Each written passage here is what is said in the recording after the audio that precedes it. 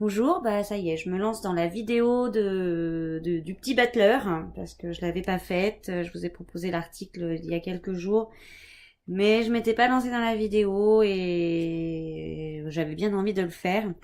Alors vous constaterez que ma carte est un peu usagée, parce que si vous voyez des choses un peu troubles à certains endroits, c'est que en fait c'est les couleurs qui passent, qui s'enlèvent peu à peu. On le voit surtout au milieu, vous voyez, au centre. Voilà. Vous remarquerez sur d'autres choses.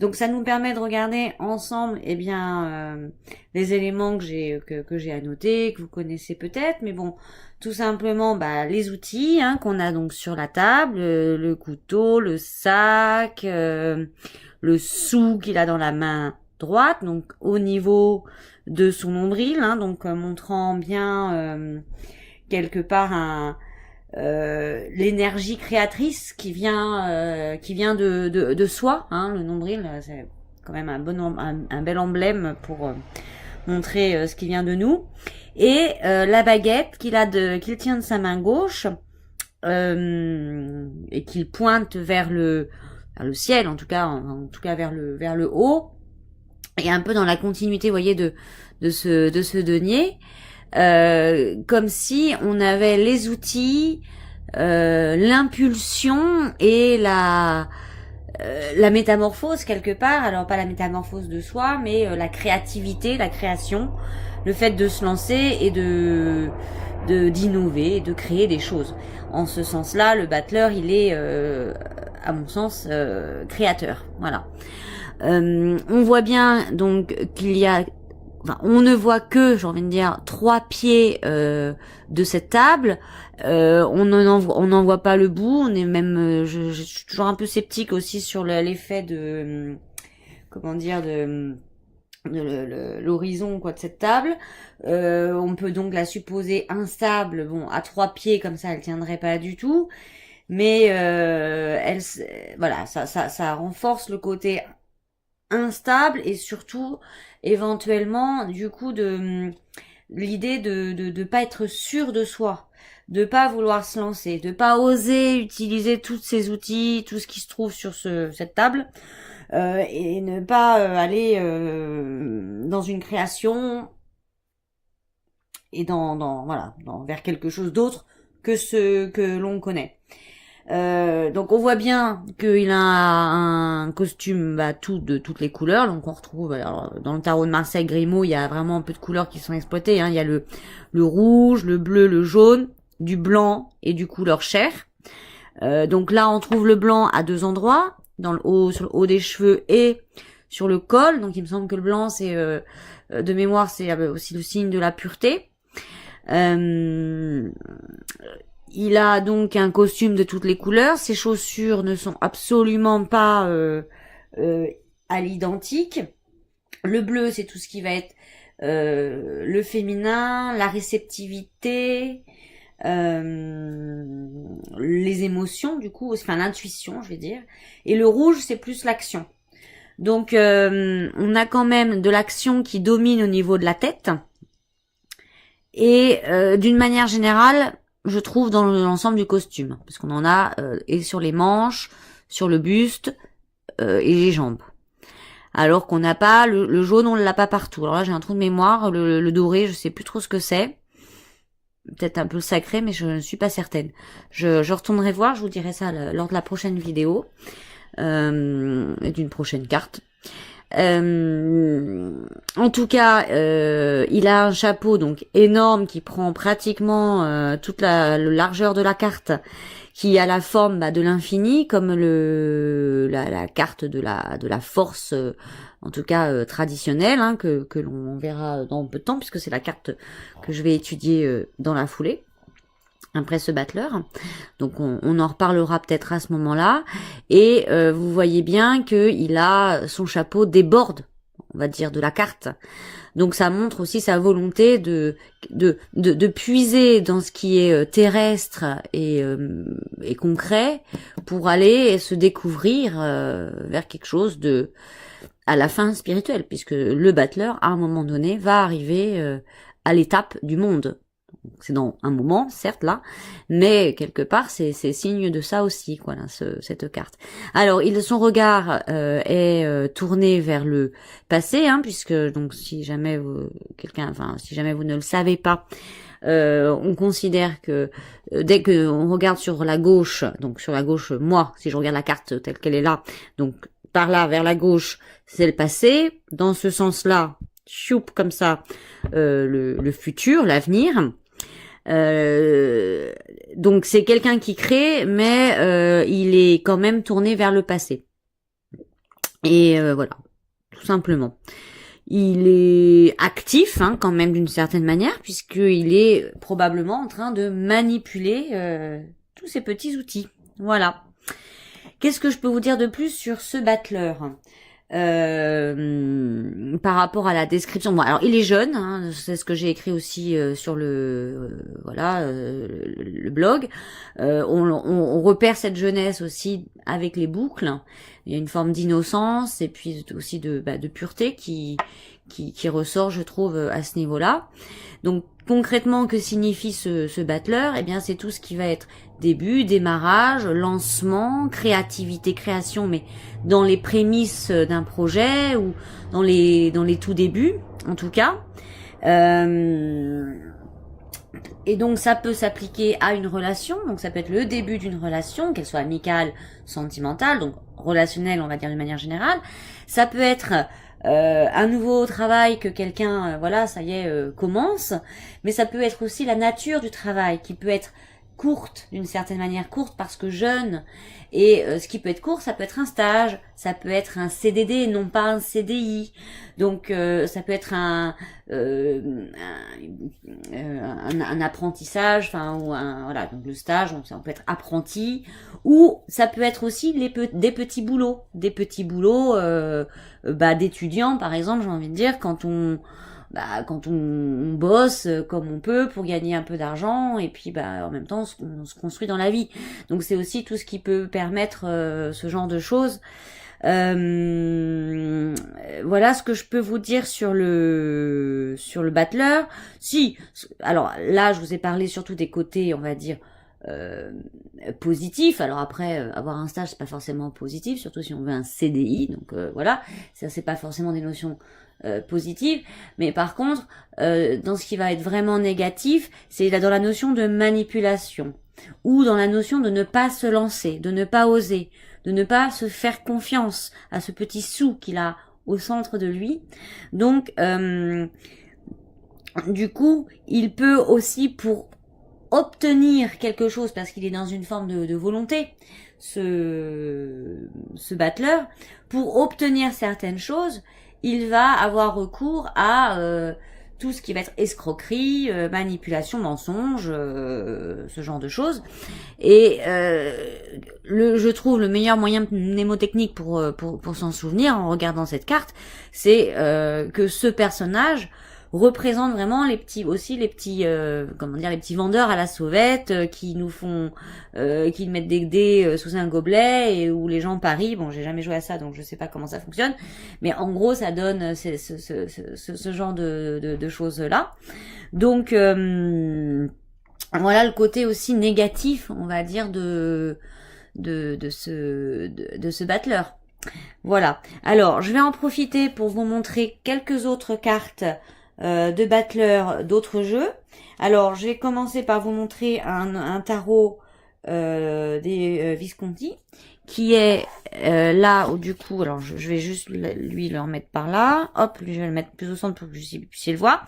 Donc juste, rapidement on va dire, hein, je vais pas revoir tout, je vais juste noter ce qui m'interpelle en lisant la carte, et en même temps je la découvre. Ce sont des jeux de tarot que pour beaucoup j'ai pas encore vraiment appris à travailler.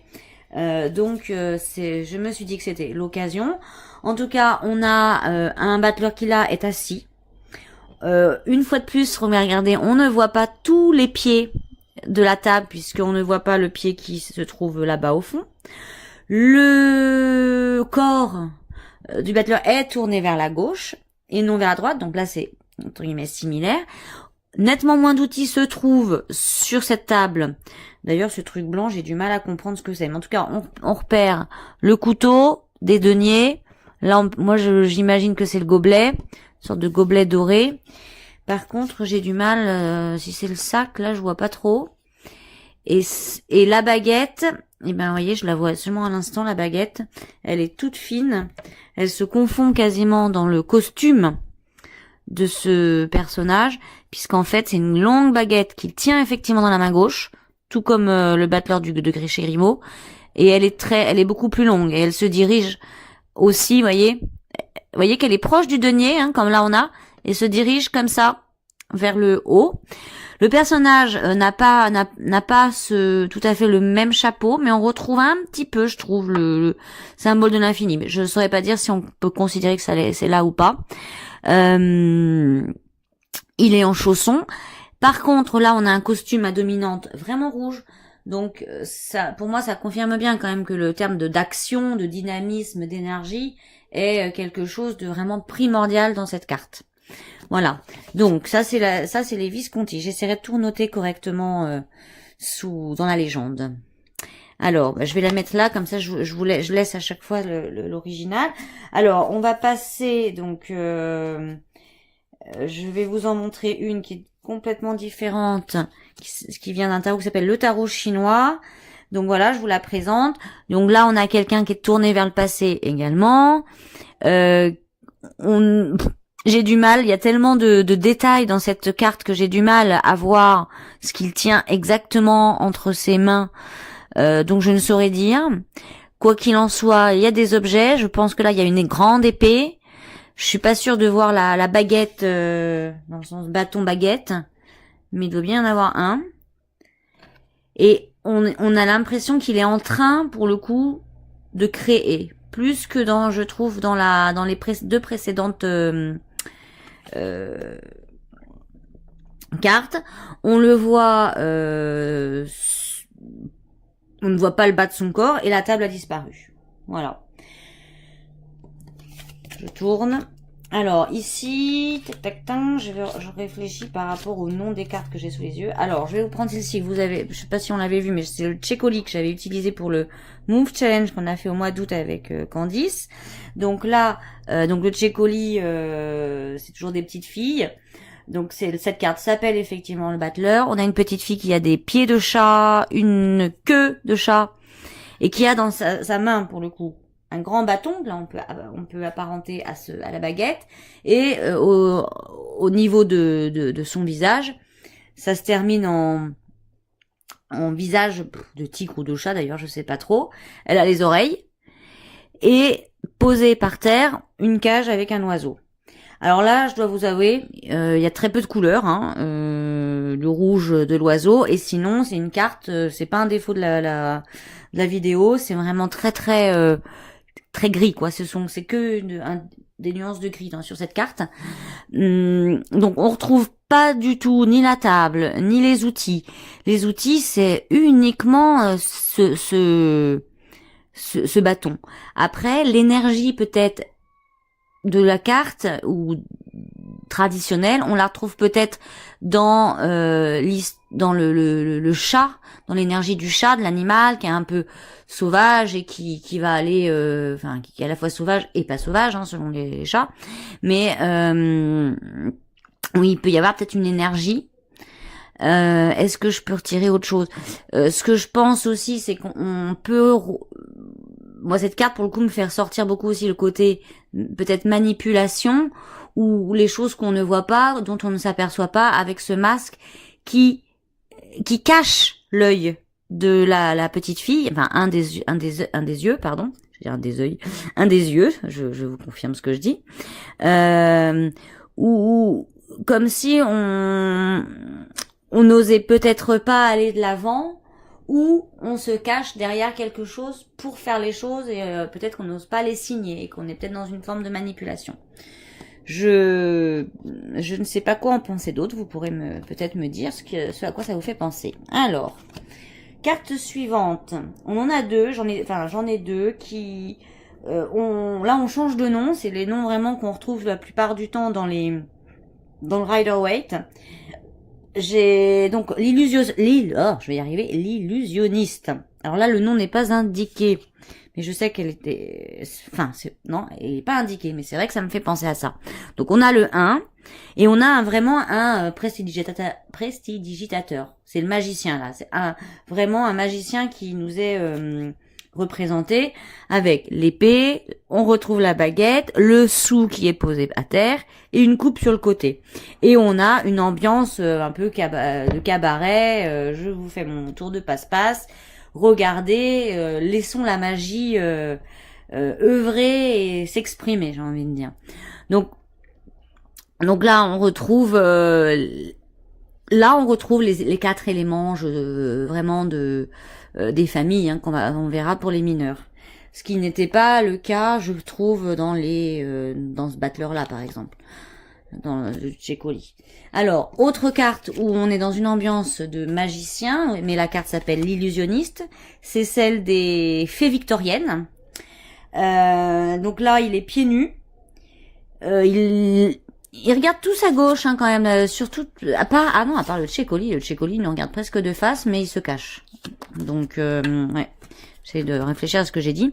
Donc là, il y a des fleurs, des framboises, enfin des fruits, en fait, les éléments sont représentés par différents types de végétaux, puisque on a quelque chose, il faut savoir que les fées victoriennes, ça fonctionne sur la cour du printemps, la cour d'automne, la cour d'hiver et la cour d'été. Voilà. Donc là, je suppose qu'on a l'hiver, on a quelque chose d'un peu glacé, l'automne avec des feuilles mortes, le printemps, je dirais ici, là, et puis l'été par ici, avec les framboises. Et ce sont ses doigts, il a des longs doigts d'ailleurs, ce personnage, et là on retrouve la ceinture, je trouve, quand même, qui montre que ça vient du centre de soi, et il lève le doigt vers le ciel. Je trouve que c'est une carte qui respecte d'une certaine manière assez les codes, mis à part, je retrouve pas trop l'instabilité de la table, mais sinon pas mal de choses. Et puis le Deviant Moon qui nous parle de magicien, lui, donc on reste, donc ça c'est vraiment les noms du Rider-Waite, où là on a aussi quelqu'un qui est en train de faire un numéro devant nous et on retrouve la coupe, l'épée, le bâton, le sou. Par contre, lui, alors il regarde pas vers le haut, mais en tout cas il a le corps tourné vers l'avenir. Il a beaucoup de mains, donc tous ses bras et ses mains peuvent indiquer un pouvoir de créativité assez fort. Et on retrouve le côté un peu magie dans l'ambiance, avec ce cube aussi, ce cube avec ses étoiles, etc. Et avec les ombres qui sont projetées d'un éventuel public qui du coup assiste au numéro et qui peut se retrouver médusé par ce que propose ce battleur. Voilà ce que je peux vous dire du battleur à ce jour en tout cas. Donc j'espère que ça vous a un peu ça va vous aider, tout simplement. N'hésitez pas à me faire vos remarques si vous avez des idées auxquelles j'ai pas pensé et auxquelles vous pensez, vous dites ah tiens ça. Je mettrai en photo également les photos des autres des autres jeux pour si vous voulez les consulter, parce que c'est ça aussi qui est intéressant de pouvoir comparer. Je vous remercie de m'avoir écouté, regardé, et je vous dis à très bientôt pour une prochaine carte. Au revoir.